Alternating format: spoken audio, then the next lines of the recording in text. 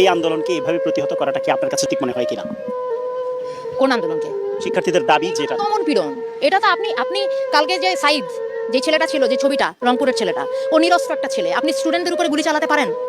আপনি ছাত্রদের উপরে, নিরস্ত্র ছাত্রদের উপরে কোনো অবস্থাতে আপনি গুলি চালাতে পারেন?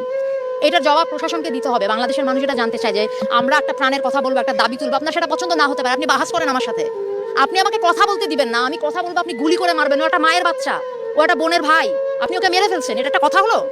এটা কিছু হলো? এইটাকে আপনি বলবেন? এইটাকে আপনি স্বাধীনতা বলবেন? আমি কিভাবে আপনি কি এখানে আপনি এই প্রশ্ন তুলবেন যে রাজাকার নাকি কি? এগুলি হচ্ছে আপনারা বহুদিন ধরে এই কার্ড খেলে যাচ্ছেন, মুক্তিযুদ্ধ আর কি। আমাদের এদের অনেকের জন্মই হয় নাই তখন, আপনারা এখন এদেরকে রাজাকার বলেন। আপনার লজ্জা করে না? আপনারা এই বাচ্চাগুলিকে এই কথাগুলি বলেন? আপনারা লজ্জা করে না যে কেন এই এই ছাত্র গোষ্ঠী এরকম একটা আশ্রম? আপনারা কোথায় কিছু একটা ন্যায্যতার, কিছু একটা অধিকারের কথা বললে আপনারা বলেন যে রাজাকার? আরই আশ্চর্য কথাবার্তা। আমার স্বাধীন দেশে আপনি আমাকে, আমি আমার ন্যায্য অধিকারের কথা বলবো, আপনি কথায় কথায় আমার মুখে ছুড়ে মারবেন রাজাকার, কথায় কথায় ছুড়ে মারবেন রাজাকার। এটা কি ফাইজলামি? এটা বাংলাদেশ। এটা অনেক মানুষ, সাধারণ মানুষ এখানে যুদ্ধ করে স্বাধীন হয়েছে।